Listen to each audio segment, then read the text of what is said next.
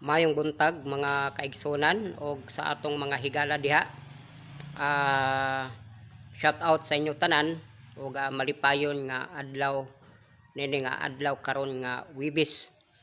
So bulan karon sa Pebrero. So hapit na gyud mahuman pod ang bulan sa Pebrero. So nanata sa ikatulong bulan sa 2025. So napaka paspas sa atong panahon mga kaigsunan ug mga kaigalaan. Nini nga kabuntagon mga kaigsunan ug mga kaigalaan, ako kamo nga i-shout out tanan-tanan na ato pong kaanib o membro sa atong iglesia sa Seventh-day Adventist del Séptimo Día sa tibuok nga kalibutan. So amping kamo o asa man kamo karong nga lugar. O gingon man usab sa ako nga pinalanggang asawa ya sa may barangay Sagkungan President Ruas sa akong anak ug sa akong ugangan ug sa akong amahan. So mayong buntag sa inyo tanan. So dili na ta maglangan mga higala mga kaigsunan, pero napakinalimtan di ay.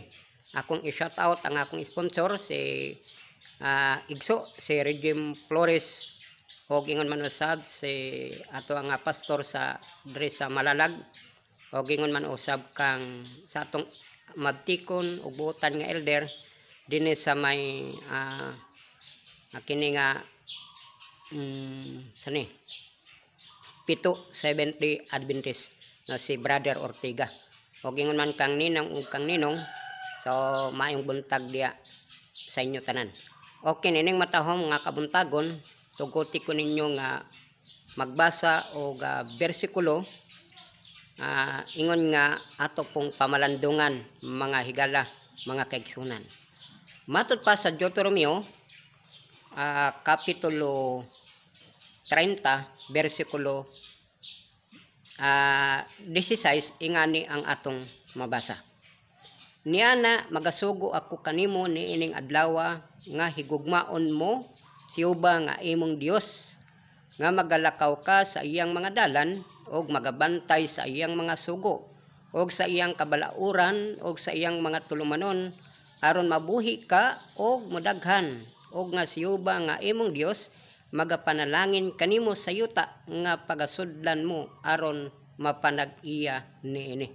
So tinaw og tataw kaayo mga higala mga kaigsunan, matud pa sa atong Ginoo, ni ana magasugo ako kanimo nining adlaw nga higugmaon mo siuba nga imong Dios, nga magalakaw ka sa iyang mga dalan og magabantay sa iyang mga sugo.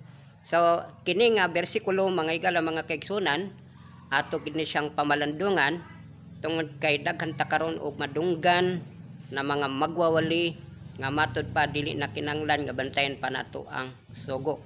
Matud pa pod sa bersikulo 19, gisangpit ko ang langit ug yuta sa pagsaksi batok kaninyo nining adlaw, nga gibutang ko sa imong atubangan ang kinabuhi ug kamatayon, ang panalangin ug ang tunglo.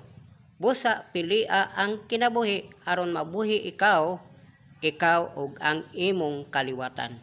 So higala, matud pa sa atong nabasa, matud pa dinhi nga gibutang ko sa imong atubangan ang kinabuhi ug ang kamatayon, ang panalangin ug ang tunglo.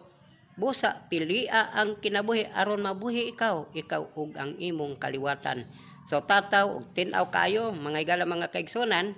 So naa sa imo ang pagpili, no? Kung ganahan ka og tunglo, imuha ng gusto. Kung ganahan pud ka og panalangin, imuha pud ng gusto. Kung ganahan ka og kinabuhi, imo pud ng gusto mga higala. Kung ganahan pud ka mo pili og kamatayon, imo pud na.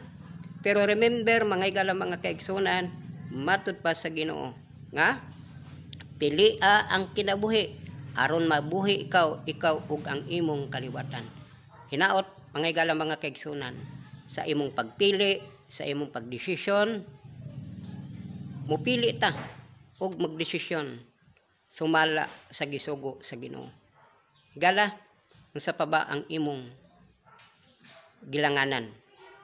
Unsa pa ba ang nagiging babag? Dawata ang pulong sa Ginoo ug dawata ang atong Ginoong Hesukristo ingon nga atong personal nga maluluwas ug mas magpasakop ka sa tinuod nga iglesia. So mao lang na manghigala mga kaigsunan, ang Ginoo magapanalangin kanatong tanan.